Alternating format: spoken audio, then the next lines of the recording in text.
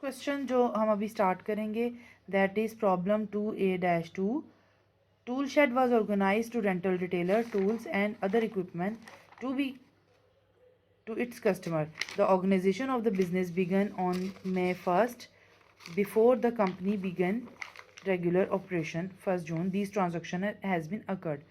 Instructions पढ़ लेते हैं पहले। हमें कहा जा रहा है कि इस ट्रांजैक्शंस को हमने एनालिसिस करना है इस तरीके से जिस फॉर्मेट में उन्होंने दिया है, और बी पार्ट में हमसे कहा जा रहा है कि इन ट्रांजैक्शंस के लिए जर्नल एंट्री प्रिपेयर करें। तो मैं अभी video for the sake of the video मैं इसकी सिर्फ जर्नल एंट्रीज प्रिपेयर करूँगी। इस फॉर्मेट में आपकी एनालिसिस खुद कीजिएगा अपनी प्रैक्टिस के लिए, और वो एनालिसिस मैं आपको साथ साथ बताती चली जाती हूँ क्योंकि उसी एनालिसिस की बेस पे तो ये जर्नल एंट्रीज रिकॉर्ड हो रही हैं। On the 1st May, Mark O'Brien opened a bank account in the name of his own company with deposit of 70,000 cash. यहाँ पे हमें पहले तो हमें इस एनालिसिस में देखना होगा कि पहले कौन से दो अकाउंट्स हमारे पास इन्वॉल्व हैं। तो जो दो अकाउंट हमारे पास इन्वॉल्व हैं that are cash account and capital account. क्योंकि कैश एसेट है और कैश बिजनेस में इंट्रोड्यूस किया जा रहा है तो इंक्रीज़ हो रहा है। कैश इंक्रीज़ होने से डेबिट हो जाएगा। दिस इज़ द रूल, जब भी कोई एसेट इंक्रीज़ होता है तो उस डेबिट हो जाता है। Second account is capital account. जब भी कोई कैपिटल इंक्रीज़ होता है तो रूल है कि वो क्रेडिट हो जाता है, और ये रूल्स आप सबको बता दिए गए थे। So entry became cash account debit and capital account credit with rupees 70,000। Cash की अमाउंट कैश के कॉलम के सामने और कैपिटल की अमाउंट कैपिटल के कॉलम के सामने हम नरेट कर देंगे। साथ ही थोड़ी सी छोटी सी नरेशन जो जर्नल में is a compulsory part of journal entry that is being cash invested. Narration जो होती है वो हर जर्नल एंट्री का कंपलसरी पार्ट होती है जिसमें ये समझ आता है कि इस एंट्री में किया क्या गया। The next entry transaction is on May 3rd, Tool Shed bought land for use in its operation at a total cost of 75,000.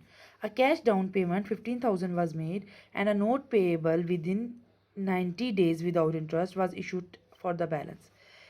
जी, इस ट्रांजैक्शन में ये कहा जा रहा है कि टूल शेड ने 3 मई को एक लैंड और बिल्डिंग परचेज़ की है जिसमें से लैंड 75,000 रुपीज़ की है और कैश पेमेंट उसके बदले में 15,000 रुपये पे किए जा रहे हैं और बाकी की अमाउंट को नोट पेबल की सूरत में दिया जाएगा, अदा किया जाएगा। ठीक है, अब यहाँ पे जो हमारे पास अकाउंट्स आ रहे हैं वे हम रियलाइज़ कर रहे हैं कि 3 अकाउंट्स यहाँ पे हमारे पास प्रिपेयर हो रहे हैं, land account, cash account and note payable. Land क्योंकि एक एसेट है कंपनी के लिए और वो परचेज़ कर रहे हैं तो इंक्रीज़ हो रहा है। लैंड अकाउंट इंक्रीज़ होने की वजह से, क्योंकि जब भी कोई एसेट इंक्रीज़ होता है उसको हम डेबिट रिकॉर्ड करते हैं, तो हम एंट्री देखते हैं land account debited, land account debited with 75,000 rupees. हाँ, जैसे ही इसके जो अल्टरनेट अकाउंट है that is cash account, cash भी एसेट है और कैश हम पे कर रहे हैं तो पे करने से कैश बिजनेस से डिक्रीज़ हो रहा है, और जब कोई भी एसेट डिक्रीज़ होगा तो डिक्रीज़ होके वो क्रेडिट हो जाएगा। The third account is note payable. Note payable एक लाइबिलिटी है और लाइबिलिटी इंक्रीज़ हो रही है, और जब भी लाइबिलिटी इंक्रीज़ होती है तो वो क्रेडिट हो जाती है, तो नोट पेएबल इंक्रीज़ होके क्रेडिट हो जाएगा विथ 60,000 अमाउंट। 75 में से 15,000 को माइनस करेंगे तो 60,000 आएगा। नीचे नरेशन दे देंगे being land purchased. Third entry, on May 5, a movable building was purchased for 16,000 cash and installed on the lot. 5 मई को 16,000 कैश पर एक बिल्डिंग परचेज की गई है। अब यहाँ पे हम दो अकाउंट्स यहाँ पे भी हमें मिल रहे हैं, एक बिल्डिंग अकाउंट और दूसरा कैश अकाउंट, क्योंकि यहाँ पे कोई क्रेडिट टर्म्स की बात नहीं हुई कि क्रेडिट पे परचेज किया या नहीं, तो इट इज़ फॉर कैश। तो क्योंकि बिल्डिंग एसेट है इंक्रीज़ हो रहा है तो एसेट इंक्रीज़ होके बिल्डिंग अकाउंट को डेबिट कर देंगे, और दूसरा एसेट हमारे पास अल्टरनेटली कैश अकाउंट है जो डिक्रीज़ हो रहा है तो एसेट डिक्रीज़ होके क्रेडिट हो जाएगा। Next entry, On May 4, equipment was purchased on credit from Ace Tool Company at a cost of 14,100. Account payable was to be paid within 30 days. जी अच्छा, यहाँ पे एक हमें हिंट भी दे दिया गया है. The asset account is entitled rental equipment, कि जो हमने एसेट अकाउंट का जो नाम रखना है अकाउंटिंग में, वो उसका नाम रेंटल इक्विपमेंट रखना है. ठीक है, जब हिंट दे दिया जाए तो हमें उसे फॉलो करना पड़ता है, वरना आप इसे ऑफिस इक्विपमेंट के नेम से भी लिख सकते थे, बट अब आपको हिंट दिया गया है, so you have to follow this hint. जी, तो ऑन 10 दिसंबर को इक्विपमेंट ऑफिस के लिए परचेज़ किया गया है. ठीक है, और इसका नाम रेंटल इक्विपमेंट है, क्योंकि ये एक एसेट है, ऑफिस में बिजनेस में आ रहा है, इंक्रीज़ हो रहा है, तो इंक्रीज़ होके डेबिट हो जाएगा. और इसके ऑल्टरनेट इस जो कैश पेमेंट तो अभी नहीं की गई, अकाउंट पेबल क्रेडिट पे है, तो हमारी एक लायबिलिटी इंक्रीज़ हो जाएगी जिसका नाम होगा अकाउंट पेबल. और हमारी एंट्री कुछ इस तरह हो जाएगी: rental equipment account debit 14,100 and account payable account credit 14,100, being equipment purchased on credit. The last entry of this question is on 31st May. A cash payment of 20,000 was made in partial statement settlement of the note payable issued on 3rd May. 31 मई को हमने cash payment की है कुछ हद तक, जो हमारा एक नोट पेबल था उस कीमत में, जो कि हमारा 3 मई को बना था. 3 मई को जब हमने लैंड परचेज़ की थी, उस वक्त जो हमने नोट पेबल राइट डाउन किया था, उसमें हमने कुछ कैश पेमेंट कर दी है 20,000 रुपीज़ की. अब यहाँ पे भी हमारे पास दो अकाउंट आ रहे हैं. एक तो हमारी लायबिलिटी नोट पेबल जो डिक्रीज़ हो रही है, और दूसरी तरफ हमारा कैश है जो एसेट है वो इंक्रीज़ हो रहा है. कैश एसेट डिक्रीज़ हो रहा है. कैश एसेट डिक्रीज़ होके क्रेडिट, और हमारी जो लायबिलिटी नोट पेबल है वो डिक्रीज़ होके डेबिट हो जाएगी. ठीक है, तो हमारी entry will be note payable account debit and cash account credit 20,000 से. और ये क्वेश्चन इस तरह से कंप्लीट हो जाएगा.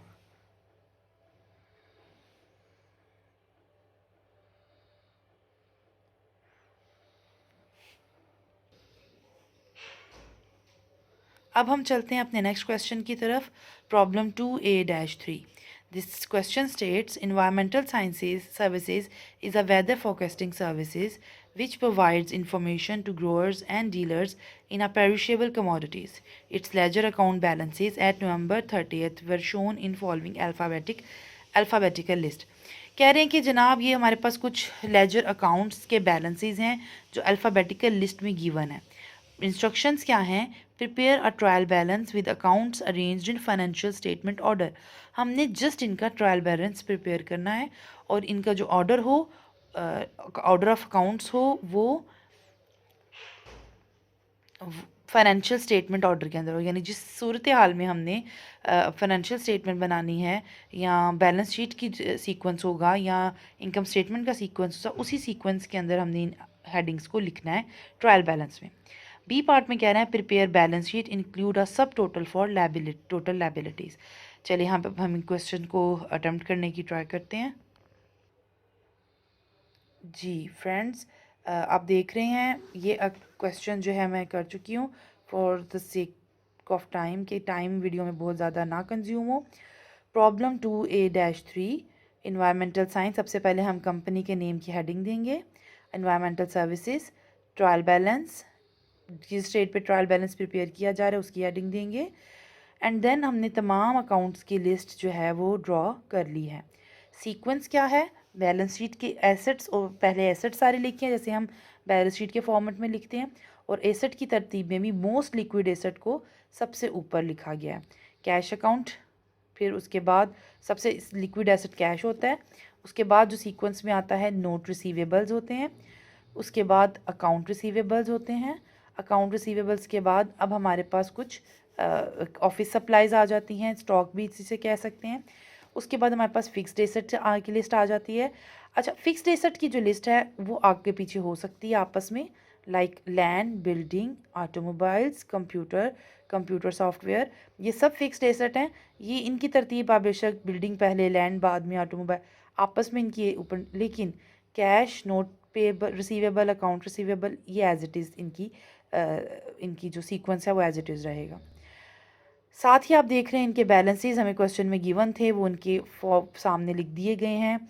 एक बात याद रखिएगा, जितने भी एसेट और एक्सपेंस एसेट अकाउंट होते हैं और एक्सपेंस अकाउंट होते हैं, इनके नॉर्मल बैलेंसेस डेबिट बैलेंस होते हैं, जबकि लायबिलिटीज़ रेवेन्यू और कैपिटल के क्रेडिट बैलेंस होते हैं। जी, ऑफिस फर्नीचर के बाद technical liability, library, office furniture, ये सारे फिक्स्ड एसेट आ गए। इसके बाद हमने लायबिलिटीज़ के लिए स्टार्ट की। लायबिलिटीज़ में सबसे लिक्विड लायबिलिटी नोट पेबल होती है, शॉर्ट टर्म होती है, फिर account payable, property tax payable, salaries payable and then capital की हमने दे दी। दोनों साइड्स का जब हमने टोटल किया और अर्थमेटिकल एक्यूरेसी चेक की तो हम ये देख रहे हैं कि दोनों साइड्स का टोटल इक्वल है। इससे अर्थमेटिकल एक्यूरेसी चेक हो जाती है। जी, अब हम यहाँ पे क्वेश्चन के बी पार्ट की तरफ जा रहे हैं। क्वेश्चन के बी पार्ट में हमसे कहा गया है कि इसकी बैलेंस शीट प्रिपेयर करें। इसमें ज़्यादा टाइम नहीं लगेगा क्योंकि ट्रायल बैलेंस, क्योंकि हमने उसे एक सीक्वेंस में ऑर्डर में रख लिया था। अब उसी सीक्वेंस में बैलेंस शीट को प्रिपेयर करेंगे। सबसे पहले कंपनी का नेम, एनवायरमेंटल सर्विसेज, उसके बाद हेडिंग देंगे बैलेंस शीट की। उसके बाद हम ये लाइन लिखेंगे as on ending date of the preparation of financial statement 30th November 19 whatever the year will be। देन हम हेडिंग देंगे एसेट्स की। हेडिंग देना बहुत ज़रूरी है। यहाँ पर एसेट्स की हेडिंग देंगे और बिल्कुल उसी तरतीब से जो बताया गया है, मोस्ट लिक्विड एसेट पहले और फिर हम लॉन्ग टर्म एसेट्स की तरफ चलते चले जाएंगे और वैसे ही तमाम बैलेंसेस को स्टेट करते जाएंगे। फिर जब सारे बैलेंसेस हमने लिख दिए तो टोटल एसेट्स की हेडिंग देंगे, को स्टेट करेंगे और उसके सामने इनका बैलेंस कर देंगे, इक्वल कर लेंगे तमाम एसेट्स को। टोटल एसेट्स आ जाएंगे और उसको डबल अंडरलाइन कर लेंगे। देन हमारी हेडिंग होगी इसके नीचे ही लायबिलिटीज़ एंड ओनर इक्विटी। अब हम यहाँ पे लायबिलिटीज़ लिखना शुरू करेंगे। Note payable, account payable, property tax payable, salaries payable और टोटल लायबिलिटीज़, यानी इन सबको प्लस करके हम यहाँ लिख सकते हैं कि हमारी टोटल लायबिलिटीज़ कितनी है।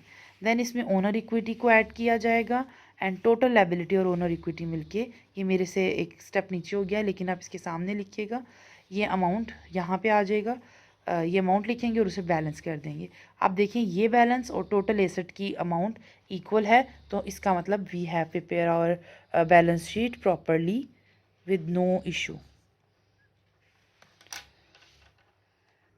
देखेंगे अपना question number problem 2A-4। Mir ये is a veterinarian. In January, she began organizing her own animal hospital to be known as Animal Care Center. Mi Yi has prepared the following journal entries to record all business transactions. She has not posted these transaction entries to ledger account. The ledger account numbers to be used are cash. यहाँ पे हमें laser के account name और उनके relevant numbers, क्योंकि हर ledger account का एक अपना स्पेसिफिक नंबर होता है, वो स्टेट किए गए हैं। ठीक है, ये हमें दे दिए गए हैं। और फर्दर नेक्स्ट पेज पे हमें इनके हवाले से जर्नल एंट्रीज भी दे दी गई हैं। The instructions are post journal entries to ledger of the 3 column running balance form. B part, prepare trial balance from the ledger accounts completed in part A, and C, prepare balance sheet at January 31st। अब हम अपने question की तरफ आते हैं। जी, तो इस question के अंदर हमसे जो चीज़ डिमांड की जा रही है, जो रिक्वायर की जा रही है, दैट इज़ कि हम जर्नल बनाए। जर्नल बना हुआ है, इसका लेजर अकाउंट्स बनाएं हर एक का सेपरेटली और रनिंग बैलेंस फॉर्म में हो। लेजर अकाउंट के हवाले से मैं आपको बता चुकी हूँ कि लेजर अकाउंट 2 टाइप से बनाए जाते हैं, एक टी अकाउंट कहलाते हैं और दूसरा रनिंग बैलेंस लेजर कहलाते हैं। टी यहाँ पे हमसे जो रिक्वायरमेंट की जा रही है वो रनिंग बैलेंस लेजर की जा रही है। तो हम जी अब हम क्वेश्चन को देखते हैं। तो जैसा कि आप देख रहे हैं कि यहाँ पे हमारे पास जो जर्नल एंट्रीज़ ये गिवन है और हमें लिस्ट ऑफ अकाउंट भी दे दी है। हम सबसे पहले जो अकाउंट प्रिपेयर करेंगे वो कैश अकाउंट प्रिपेयर करेंगे। कैश में आप देखें कि पहले तो आप इसका फॉर्मेट देख लीजिए। हमारे पास जो कॉलम्स होंगे दैट विल बी, सबसे पहला कॉलम हमारे पास डेट का होगा, इसके बाद डिटेल एंड देन रेफरेंस का कॉलम या जिसे हम लेजर फोलियो जर्नल फोलियो कहेंगे, debit column, credit column and यहाँ पे थर्ड कॉलम ऐड हो जाएगा बैलेंस। ये फॉर्मेट रनिंग बैलेंस लेजर का है। रनिंग बैलेंस लेजर का ये फ़ायदा होता है कि इसमें हमें बैलेंसिंग सेपरेटली करने की ज़रूरत नहीं पड़ती, हमें साथ साथ बैलेंस पता चलते जाते हैं। कैश के हवाले से अब हम एंट्रीज देखेंगे जर्नल में कितनी एंट्रीज कैश के हवाले से हैं। तो जैसा कि हम देखते हैं कि सबसे पहली एंट्री हमारे पास जनवरी 2 की अवेलेबल है, cash account debit and capital credit. So cash की पहली ही एंट्री है। इस अकाउंट में या इस एंट्री में कैश डेबिट हो रहा है, कैश डेबिट हो रहा है विद अमाउंट ऑफ 60,000 रुपीज़। हम इस एंट्री को अब लेजर अकाउंट में पोस्ट करेंगे। इस प्रोसेस को पोस्टिंग कहते हैं। लिखेंगे हम इस तरह, डेट 2 जनवरी, जर्नल में जो एंट्री थी cash account debit and capital credit, journal में जो एंट्री थी cash account debit and capital credit. तो कैश किसकी वजह से क्रेडिट हो रहा है, ऑपोजिट साइड पे हमारा जिसका अकाउंट है वो कैपिटल अकाउंट है, अमाउंट है 60,000। अब आप देखेंगे कि हम डिटेल में जो लिखेंगे वो मी कैपिटल अकाउंट, डेबिट कॉलम में इसकी अमाउंट, कैश की अमाउंट लिखेंगे। ठीक है, this is the process of posting. और बैलेंस में भी 60,000 एज इट इज़ आ जाएगा। अब देखना ये है कि ये एक एसेट अकाउंट है, तो एसेट अकाउंट का नॉर्मल बैलेंस डेबिट बैलेंस, तो आपने देखा डेबिट कॉलम में 60,000 लिखा, बैलेंस में भी इसका मतलब ये डेबिट बैलेंस ही है 60,000। ठीक है, नेक्स्ट एंट्री में देखेंगे कैश कहाँ पर आता है। नेक्स्ट एंट्री में भी कैश अवेलेबल है, land account debit, building debit, cash credit and note payable credit.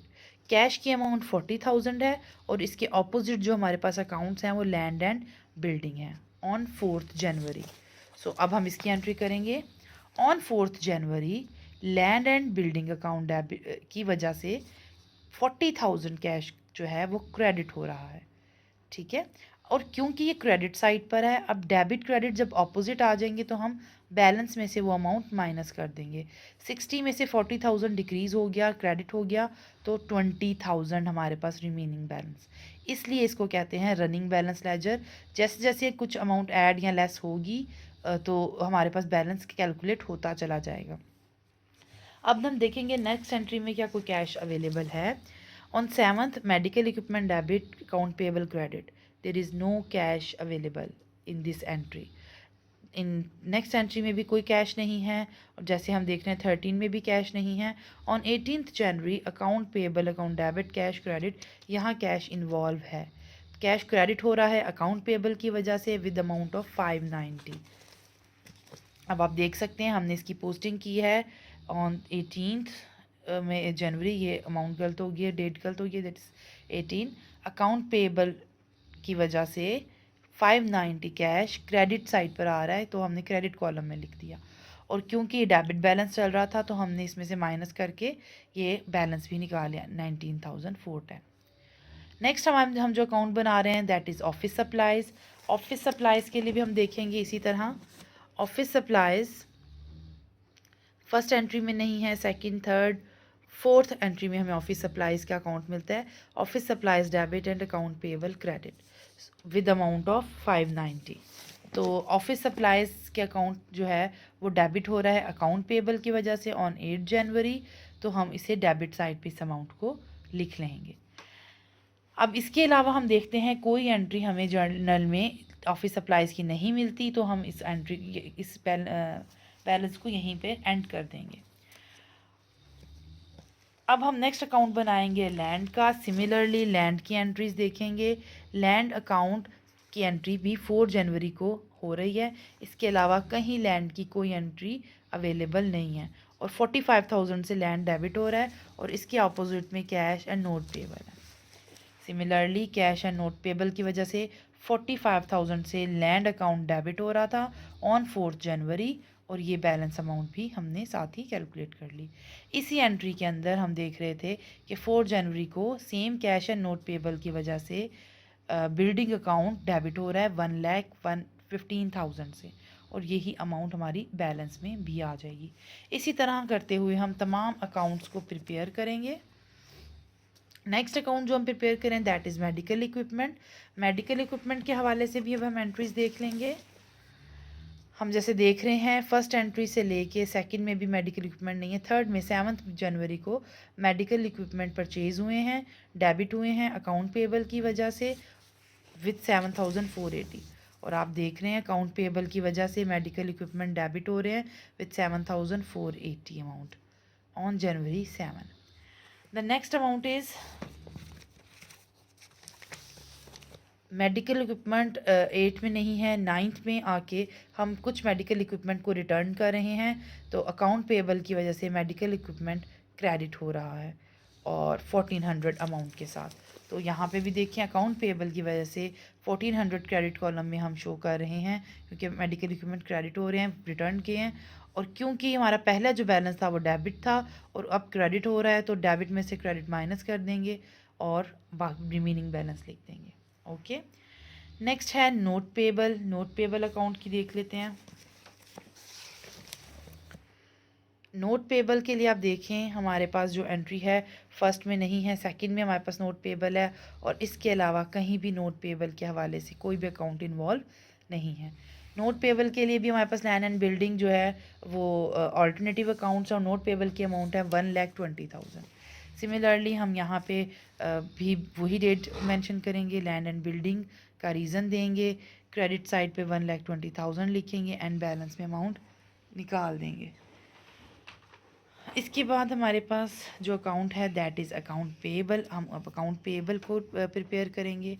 Account payable के लिए हमारे पास जो एंट्रीज़ हैं वो देखेंगे, फर्स्ट में कोई एंट्री नहीं है, सेकंड में भी कोई एंट्री नहीं है, थर्ड में हमारे पास अकाउंट पेएबल क्रेडिट हो रहा है due to medical equipment 7,480 rupees से।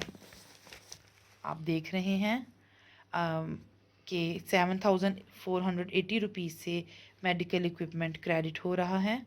ठीक है, अकाउंट पेबल क्रेडिट हो रहा है मेडिकल इक्विपमेंट की वजह से और यही बैलेंस में आ गया। In the next entry account payable again credit हो रहे हैं ऑफिस सप्लाईज की वजह से with ₹590। Sorry, these amounts are in dollars, so it's in dollar, $590। सो अब हम ऑफिस सप्लाईज लिख देंगे डिटेल में, सेम डेट, क्रेडिट साइड पे 590। लेकिन एक चीज़ यहाँ पे देखिएगा कि क्योंकि ये बैलेंस हमारा क्रेडिट बैलेंस था, क्रेडिट साइड पे था, क्रेडिट बैलेंस आया, क्रेडिट बैलेंस में नेक्स्ट भी बैलेंस क्रेडिट है, तो क्रेडिट में क्रेडिट को प्लस कर देंगे और नया बैलेंस 8,070 आ जाएगा। नेक्स्ट हम अपनी एंट्री करेंगे, देखेंगे अकाउंट पेबल और कहाँ पे इन्वॉल्व हैं। इन 13th एंट्री में भी 13 जनवरी की एंट्री में अकाउंट पेबल डेबिट हो रहे हैं मेडिकल इक्विपमेंट से 1,400 रुपये से। अब हम इसको भी करते हैं। मेडिकल इक्विपमेंट की वजह से 1,400 रुपये से डेबिट हो रहा है अकाउंट पेबल और अब क्योंकि डेबिट बैलेंस आ गया है और यहाँ पे क्रेडिट बैलेंस है, तो क्रेडिट में से डेबिट माइनस कर देंगे और रिमेनिंग अमाउंट लिख देंगे। ठीक है, नेक्स्ट में अकाउंट पेबल लास्ट पे देख रहे हैं, अकाउंट पेबल जो है डेबिट हो रहा है, कैश पे हो रहा है विथ 590। तो ये एंट्री को भी हम यहाँ पे ट्रांसफ़र कर देंगे और डेट कैश की वजह से अकाउंट पेबल हो रहा है, 590 डेबिट हो रहा है और इसमें से ये अमाउंट लेस कर दी और अब हमारे पास जो बैलेंस आ गया दैट इज़ 6,080 रुपीज़। अब हम जो अमाउंट जो अकाउंट बनाएंगे वो कैपिटल अकाउंट है क्योंकि बाकी सब अकाउंट्स बन चुके हैं, कैपिटल अकाउंट रह गया है। तो कैपिटल अकाउंट सिर्फ पहली एंट्री में इन्वॉल्व है, कैश की वजह से कैपिटल क्रेडिट हो रहा है विद 60,000 रुपीज़ और ये हमारा लास्ट अकाउंट है मी ई कैपिटल अकाउंट, डेट डिटेल कैश अकाउंट की वजह से 60,000 क्रेडिट हो रहा है, हमारा बैलेंस आ गया। जी, जैसा कि आपने देखा अभी हमने ट्रायल बैलेंस सबका प्रिपेयर कर दिया है। ठीक है, अब क्योंकि वो ट्रायल बैलेंस लेजर अकाउंट्स हमने सारे प्रिपेयर कर दिए हैं, अब हम ट्रायल बैलेंस बनाएंगे जो हमारे क्वेश्चन का पार्ट बी था। ट्रायल बैलेंस में हम सबसे पहले कंपनी के नेम की हेडिंग देंगे, trial balance, date, serial number, account की लिस्ट, डेबिट और क्रेडिट कॉलम बनाएंगे। लिस्ट अकाउंट की जो लिस्ट है उसे हम एसेट्स पहले लिखेंगे, बिल्कुल बैलेंस शीट के फॉर्मेट में लिखेंगे, सीक्वेंस हमारा बैलेंस शीट वाला होगा और डेबिट को बैलेंसेस को डेबिट साइड पे और क्रेडिट बैलेंसेस को क्रेडिट साइड पे स्टेट करेंगे और इन दोनों साइड्स का टोटल करेंगे, इक्वल आएगा तो हमारा क्वेश्चन बिल्कुल ठीक है। तो हमारा इक्वल आ रहा है 1,86,080 बोथ साइड्स पे हम डबल अंडरलाइन करेंगे। अब हम इसका सी पार्ट बनाएंगे। सी पार्ट में हमसे स्टेट किया जा रहा है कि आप इसकी बैलेंस शीट प्रिपेयर करें। तो सबसे पहले कंपनी नेम, बैलेंस शीट की heading as on 31 January 1990, assets की हेडिंग देंगे, तमाम एसेट्स लिखेंगे, टोटल एसेट करेंगे, यहाँ पे टोटल लायबिलिटीज़ की हेडिंग देंगे,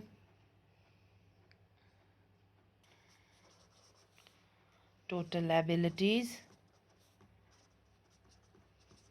एंड ओनर्स इक्विटी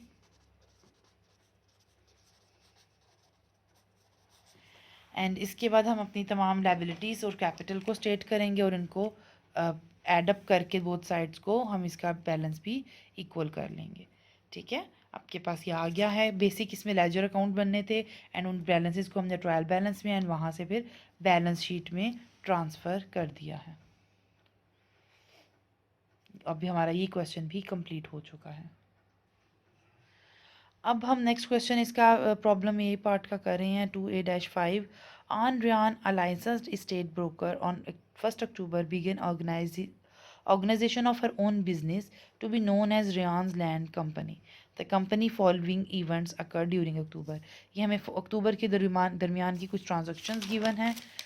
साथ ही हम अब इसकी रिक्वायरमेंट्स को भी देख लेते हैं।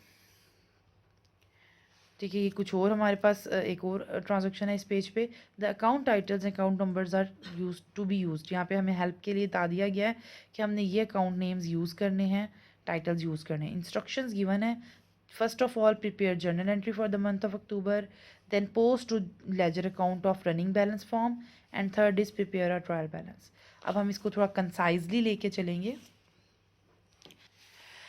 The first transaction states An Ryan opened a bank account in the name of the business, depositing personal savings of 35,000.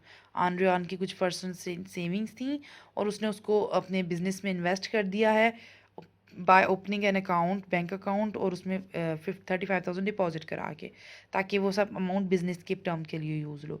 तो यहाँ पे हम देख रहे हैं हमारे पास दो अकाउंट्स अवेलेबल हैं, एक तो बैंक अकाउंट और एक हमारे पास कैपिटल अकाउंट है। लेकिन this book follows that theory के बैंक अकाउंट को भी यहाँ पे कैश अकाउंट ही कंसिडर करेंगे। बैंक और cash is a same thing. कुछ बुक्स में कुछ ऑथर जैसे सेम थिंग देते हैं, कुछ ऑथर इन्हें डिफ्रेंशिएट कर रहे हैं। तो ये बुक हमें फॉलो करती है कि हम बैंक अकाउंट को भी कैश अकाउंट ही कंसीडर करेंगे। तो इससे हमारे पास जो एंट्री बनती है दैट इज़ कैश अकाउंट, क्योंकि एसेट है इंक्रीज होके डेबिट हो जाएगा, and capital is a liability and ये भी इंक्रीज होके क्रेडिट हो जाएगी with amount of 35,000 and narration will be invested cash, यहाँ cash invested. On next entry, purchase land, a small office building, a total price of 98,500, of which 64,000 was applicable to land and 34,500 to building. The term of the purchase required a cash payment of 29,500 and issuance of note payable for 69,000. तो this state that क्या उसने अपने पैसों से सबसे पहले land ख़रीदी है अपने छोटे से बिजनेस ऑफिस के लिए, जिसमें building at a total price 98,500 थी। उसमें से 64,000 जो है लैंड की मद में है और 34,500 जो है वो बिल्डिंग के हिस्से में आता है, उसकी वैल्यूएशन है। द टर्म परचेज़ का जो कॉन्ट्रैक्ट है कैश पेमेंट 29,500 पे कर रहा है एंड नोट पेबल 69,000 है। अब हम इसकी एंट्री देखेंगे। क्योंकि लैंड एंड बिल्डिंग हमारे पास एसेट हैं, एसेट इंक्रीज़ हो रहे हैं, इंक्रीज़ हो के डेबिट हो जाएंगे, लैंड अपनी अमाउंट के साथ और बिल्डिंग अपनी वैल्यूड अमाउंट के साथ। कैश हमारे पास एसेट है लेकिन डिक्रीज़ हो रहा है, पे कर रहे हैं, डिक्रीज़ हो के क्रेडिट हो जाएगा 29,500। रिमेनिंग जो अमाउंट है वो नोट पेबल एक लायबिलिटी है, इंक्रीज़ हो के हम यहाँ पे क्रेडिट कर देंगे नोट पेबल से। Next entry is sold 1/4 of the land at its cost of 16,000 to a neighboring business, Village Medical Clinic, which wanted to expand its parking lot. No down payment was required. Village Medical Clinic issued up note promising payment of 16,000, a series of 5 monthly installments of 3,200 cash. कह रहे हैं कि जी उन्होंने अपना एक हिस्सा 1/4 of the land जो है वो अपने साथ वाले हम साया विलेज के लिए एज अ मेडिकल क्लिनिक की फैसिलिटी के लिए अवेलेबल किया है, और उन्होंने उनको इजीनेस ये दी है कि वो कुछ पेमेंट जो है वो उधार पे होगी, प्रॉमिजरी नोट लिख के देंगे। प्रॉमिजरी नोट जो होता है उसकी नोट की हैसियत हो जाती है, ठीक है। तो हमारे पास यहाँ पे दो अकाउंट अवेलेबल हैं, एक लैंड अकाउंट और एक नोट रिसीवेबल अकाउंट, क्योंकि वो अमाउंट हमने रिसीव करनी है। तो the entry will be note receivable asset है, इंक्रीज़ होके डेबिट हो जाएगा, और लैंड अकाउंट एसेट है, डिक्रीज़ होके हम दे रहे हैं तो वो क्रेडिट हो जाएगा। In the next entry, purchase office equipment on credit from Buffington Company in the amount of 5,280। तो ऑफिस इक्विपमेंट परचेज किए on credit, office equipment asset है, इंक्रीज़ हो रहे हैं, तो इंक्रीज़ हो के आप देख रहे हैं डेबिट हो जाएगा, और क्योंकि क्रेडिट पे परचेज़ किए हैं अकाउंट पेबल एक लाइबिलिटी इंक्रीज़ हो जाएगी और वो क्रेडिट हो जाएगी 5,280 से। नेक्स्ट एंट्री है paid 3,440 as a partial settlement of liability to Buffington company. Buffington company से जो हमने परचेज़ किए थे ऑफिस इक्विपमेंट, उसके मद में हमने कुछ पेमेंट उन्हें पे कर दी है 30 अक्टूबर को। इसकी हम एंट्री करेंगे क्योंकि कैश पे कर रहे हैं और उसकी वजह से हमारी एक लाइबिलिटी है वो डिक्रीज़ हो रही है, तो account payable debit, liability decrease होके डेबिट हो जाएगी, और कैश एक एसेट है, डिक्रीज़ होके क्रेडिट हो जाएगा, ठीक है। तो क्या अकाउंट पेएबल डेबिट और कैश अकाउंट क्रेडिट। जो नेक्स्ट एंट्री है हमारे पास, नेक्स्ट एंट्री 31 अक्टूबर की है। Received 33,200 monthly installment on the note receivable from village medical clinic. Village medical clinic से हमने जो कुछ अमाउंट है पहले इंस्टॉलमेंट वो हमने रिसीव कर लिया है 3,200 की, इसकी एंट्री करेंगे। तो यहाँ पे हमारे पास दो अकाउंट अवेलेबल हो रहे हैं, इन्वॉल्व हो रहे हैं, cash account and note receivable account. As cash हमारे पास रिसीव हो रहा है, इंक्रीज़ होके डेबिट हो जाएगा, और नोट रिसीवेबल हमारे पास क्योंकि एसेट था, अब उसकी मद में कुछ पैसे आ रहे हैं तो वो डिक्रीज़ होके क्रेडिट हो जाएगा 3,200 से। और ये हमारी तमाम जर्नल एंट्रीज़ इस क्वेश्चन की कंप्लीट हो जाती हैं।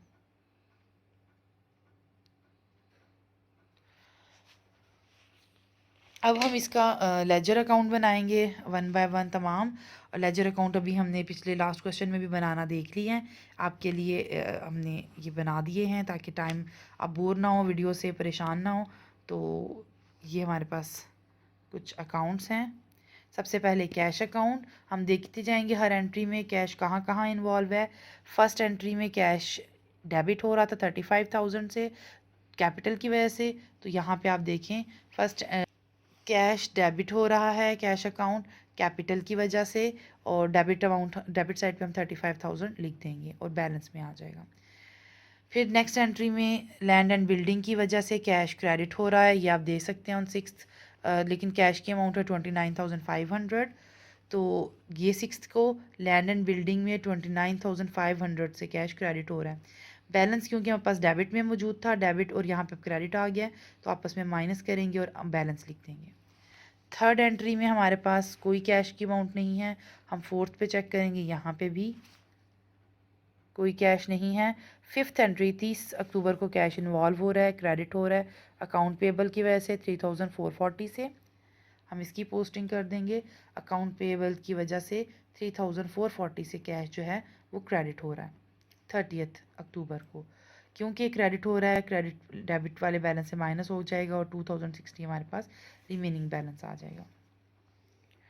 इसी तरह हम कैश अकाउंट डेबिट हो रहा है था लास्ट एंट्री 31 में नोट रिसीवेबल की वजह से। अब यहाँ पे देखें कैश अकाउंट नोट रिसीवेबल की वजह से डेबिट हो रहा है 3,200, और हम उसमें से माइनस अब ये डेबिट बैलेंस है, ये भी डेबिट बैलेंस है, दोनों को प्लस करके 5,260 बैलेंस लिख लेंगे। कि मैंने आपको दोबारा से एक लेजर अकाउंट बनाना बता दिया है। इसी तरह से हम note receivable, land, building, office equipment, note payable, account payable, capital account के तमाम लेजर अकाउंट्स बना लेंगे। The third part of the question was to prepare the trial balance. Similarly हमने इन तमाम अकाउंट्स को का ट्रायल बैलेंस समराइज़ कर दिया है स्टेप में। तमाम अकाउंट्स के सीरियल नंबर, इनका अकाउंट चार्ट, इनके डेबिट एंड क्रेडिट बैलेंसेस लिख के इनको जब हमने टोटल किया तो ये हमारा इक्वल आ गया और ये क्वेश्चन यहाँ पे कंप्लीट हो जाता। अब हमारा नेक्स्ट क्वेश्चन है problem 2A-6। After playing several seasons of professional football, George Harris had saved enough money to start business to be called November 1 Auto Rental. The transactions during March while the new business was being organized are listed. ये नीचे हमारे पास मार्च की कुछ transactions हैं। हमारे पास जो requirement है that is हमें इन्होंने अकाउंट टाइटल्स भी दे दिए हैं कि किस नेम से हमने कौन सा अकाउंट प्रिपेयर करना है। जर्नलाइज द मार्च ट्रांजैक्शन, हमें अभी जर्नल बनाएंगे। Post to ledger, ledger account बनाएंगे रनिंग बैलेंस फॉर्म में। Prepare trial balance on this date, और ट्रायल बैलेंस प्रिपेयर करेंगे। और आई एम प्रिटी श्योर कि अब आपके लिए ये सब कुछ बहुत आसान होगा, लेकिन मैं फिर भी आपको तमाम जर्नल एंट्रीज रिव्यू करवाऊंगी। The first journal entry on March 1st is George Harris invested 1,40,000 cash in business by making a deposit in bank account in the name of the new company. बिल्कुल easy, जैसे हमने पहले देखा cash increase हो रहा है और increase होके डेबिट हो जाएगा। बिजनेस में इंट्रोड्यूस हो रहा है कैश एंड कैपिटल अकाउंट भी इंक्रीज हो रहा है, इंक्रीज होके क्रेडिट हो जाएगा 1,40,000 से। In the next entry, the new company purchased land and building at a cost of 1,20,000, of which 72,000 were regarded as applicable to land and 48,000 to the building. The transaction involved a cash payment of 41,500 and the issuance of note payable of for 78,500.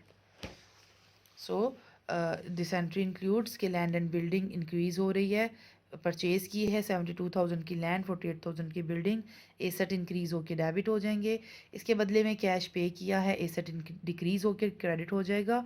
और एक liability जो बाकी amount credit पर है उसके लिए note write down कर दिया है, तो नोट इंक्रीज़ होकर लायबिलिटी है इंक्रीज़ होकर क्रेडिट हो जाएगा विद इट्स रिस्पेक्टिव अमाउंट। और हम एंट्री करेंगे purchase land and building.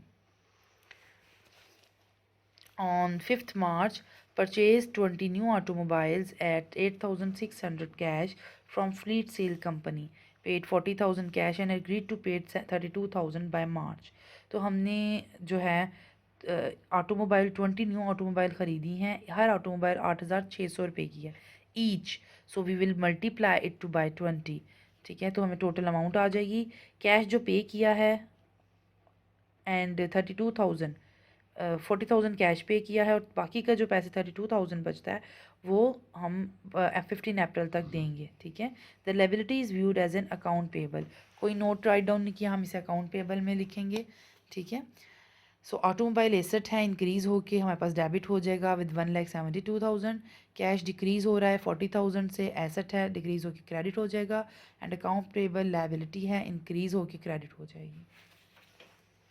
Next is sold one automobile at a cost of Harris' father-in-law, Harris' father-in-law, Howard Facey, who paid 2,400 in cash and agreed to pay the balance within 30 days. जी इन्होंने नया नया business start किया है और इनके father in law आ गए हैं ससुर जी, और ये कह रहे हैं कि जनाब मुझे बगैर प्रॉफिट के ही दे दो। और इन्होंने भी बहुत बड़ा दिल दिखाते हुए, सुनते ना कि क्या करते क्या ना करते, इन्होंने ये ने एट कॉस्ट बेच दी है एक ऑटोमोबाइल, और उसमें से भी उन्होंने 2,400 कैश में दिया और बाकी पेमेंट 30 डेज़ के प्रॉमिस पे बैलेंस कर गए हैं। इसकी एंट्री कुछ इस तरह से होगी। कैश रिसीव हो रहा है, इंक्रीज़ होके डेबिट, अकाउंट रिसीवेबल डिक्रीज़ हो रहे हैं, इंक्रीज़ हो रहे हैं, एसेट इंक्रीज़ होके डेबिट 6,200 से, और ऑटोमोबाइल एक एसेट हम हमारा जा रहे हैं उसे ऑटोमोबाइल से क्रेडिट कर देंगे। हम इसे सेल कंसिडर इसलिए नहीं कर रहे क्योंकि ये हम एट कॉस्ट ले रहे हैं और पर्सनल यूज़ अपने ही घर के एक शख्स को दे रहे हैं, ठीक है। नेक्स्ट हमारे पास जो एंट्री है that is one of the automobile was found to be defective and returned to company. Amount payable to the creditor was reduced by 8,600. एक ऑटोमोबाइल जो था वो बिल ख़राब निकला और वापस कंपनी को रिटर्न किया, तो this entry will be account payable debit and automobile credit reverse हो जाएगी with 8600. Next entry purchased office equipment at a cost of 4000 cash. तो 4000 रुपये कैश के लिए ऑफिस इक्विपमेंट को परचेज़ किया है, तो हमारे पास ऑफिस इक्विपमेंट अकाउंट डेबिट हो जाएगा 4000 से एंड उसके रिवर्स में कैश अकाउंट जो है क्रेडिट हो जाएगा. Issued a check for 32,000 in partial payment of liability to fleet sale company. जो हमारी लाइबिलिटी है उसके लिए हमने एक चेक इशू कर दिया 32,000 का और वो लाइबिलिटी पे कर दी है. अकाउंट पेबल यहाँ पे हमारे डिक्रीज़ हो रहे हैं, डिक्रीज़ होके डेबिट, और कैश भी डिक्रीज़ हो रहा है, डिक्रीज़ होके क्रेडिट हो जाएगा account payable account to cash account. अब हम इसका लेजर अकाउंट्स बनाएंगे. मैं आपको लेजर अकाउंट्स शो कर देती हूँ और आई एम प्रिटी श्योर कि आप काफ़ी लेजर अकाउंट्स को अंडरस्टैंड कर चुके हैं. ये कैश अकाउंट है, इसका जो बैलेंस है वो 6090 है. Account receivable, automobile account, account payable, note payable, capital account, office equipment and cash account. पिछला उसमें कुछ मिस्टेक थी, 2 एंट्रीज रह गई थी, तो ये this is the cash account 24,900 इसका balance. The last step is to prepare trial balance, और ये हमने ट्रायल बैलेंस प्रिपेयर कर लिया है. अकाउंट्स को हमने सीक्वेंस में लिख दिया है, डेबिट क्रेडिट बैलेंसेस, एंड उनको कंपेयर कर लिया. और इस तरह हमारा प्रॉब्लम ए का तमाम क्वेश्चंस कंप्लीट होते हैं. अगर आपको वीडियो पसंद आए तो लाइक ज़रूर कीजिएगा, शेयर भी कीजिएगा और सब्सक्राइब करना मत भूलिएगा. ये हमारा आज का लेसन है एंड आपके असाइनमेंट भी है. एंड मैं आपसे ये कहूँगी कि कुछ भी कमेंट्स हों आप कमेंट बॉक्स सेक्शन में ज़रूर कमेंट्स कीजिएगा. स्पीडी थी जिस तरह की भी आपको मेरी वीडियो लगी, ताकि वीडियोस को बेहतर से बेहतर बनाया जा सके. और कोई लोग जो ये देखना चाहते हैं कि कुछ और क्वेश्चंस या कुछ डिफरेंट बुक से या डिफरेंट सॉल्यूशंस चाहते हैं, वो भी मुझे कमेंट में मेंशन कर दें, तो वी विल शेयर.